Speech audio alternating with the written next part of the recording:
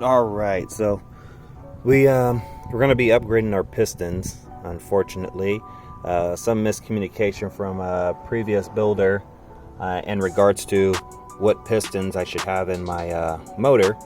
So, going to be upgrading those. CP came out with a new high compression piston for a twin turbo, so I'm going to end up grabbing those. Stopped by my friend Kenny's, and he gave me the torque plate for the VG since we're going to be machining the block. Initially had 87.5 millimeter pistons. Now I'm going to have to bump it up to 88. And then as Mr. W, like, I've been having a valve train noise in my motor since startup, and we have not been able to tackle that or figure out what it was.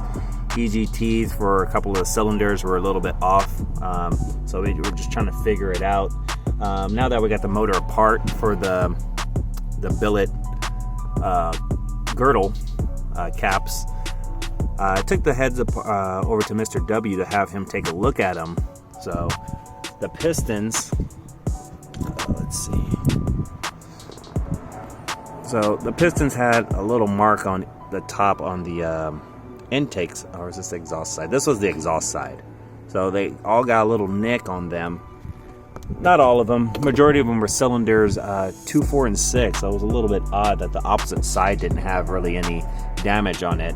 And so as Mr. W took apart the motor, he noticed that the exhaust valves were actually good.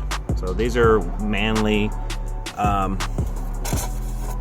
1 millimeter over exhaust valves,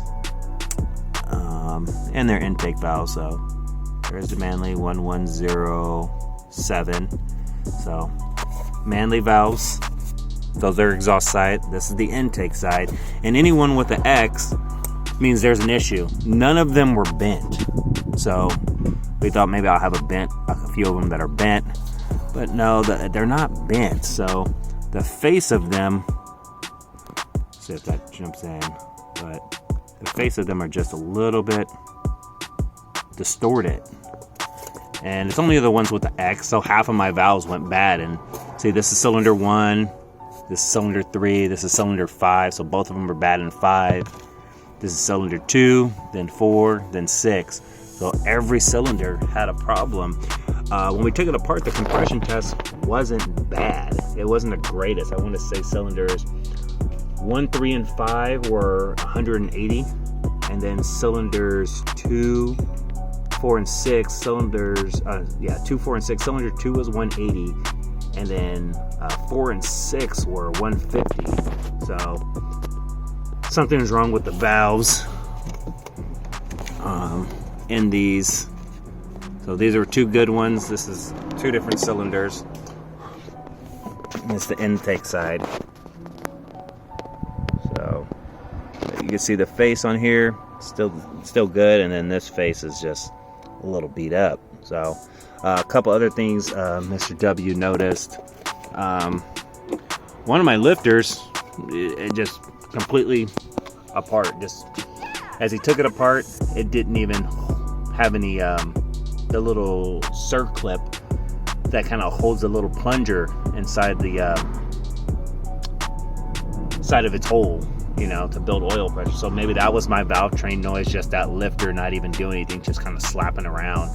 Another thing, he noticed some of my valve guides, not the guides, I apologize, valve seals, some of them were missing the spring that's sitting on top of them. So for those that haven't seen a valve seal, go take a look, and at the top you'll see a little spring that's toward the top, and he says 3 or 4 of them were missing the spring.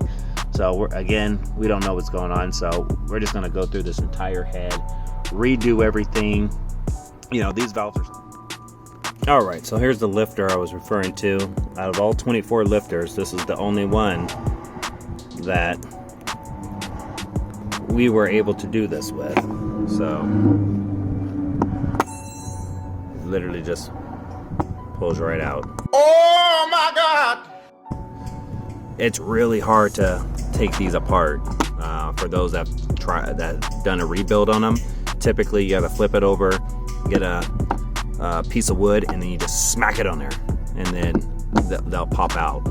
But now I can just pull this out with my hand. So I got 24 new lifters just because I don't know what's going on. When I got this this head, it was already built. I've already paid for the build, and you know, that was a couple years ago. So we're just gonna replace all these lifters. So these are all trash, but I'll keep this one. It's a funny story we can talk about. Not loud. Oh, it's getting real, y'all. It's getting real. So for the 1,000 horsepower car, I should be getting my valves from Manly delivered on Friday the 18th. So once I get those in, I can take them to the machine shop. Excited. Already called the machine shop, let them know that I should be getting those in Friday. I probably won't get them in until late Friday, so I'll drop them off to them Saturday, possibly Monday. Just the block after machining had been done for the billet main caps that are going to be ran on the motor.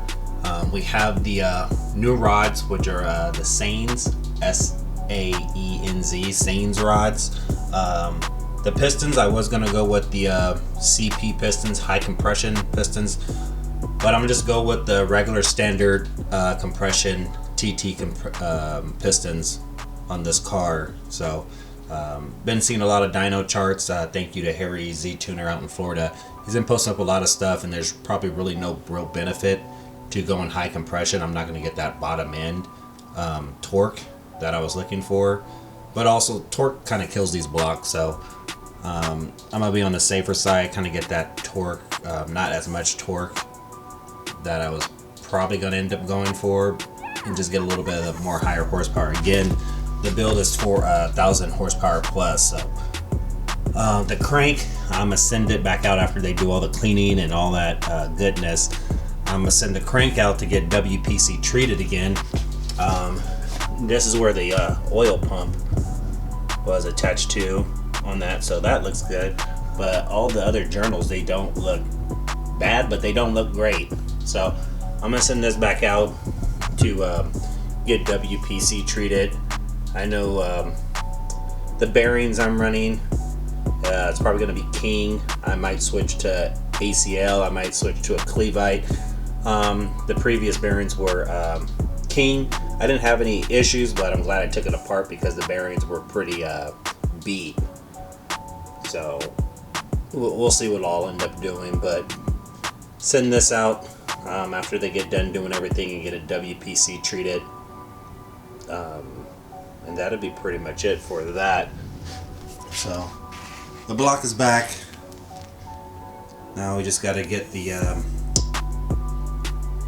heads completed, which if you guys saw the previous section, it shows the shipping company, or Summit Racing has shipped out my valve. So it took about a month, just due to Manly not having them on the shelf, and they were just being made. So I ordered up the intake valves so the machine shop can finish doing the head work.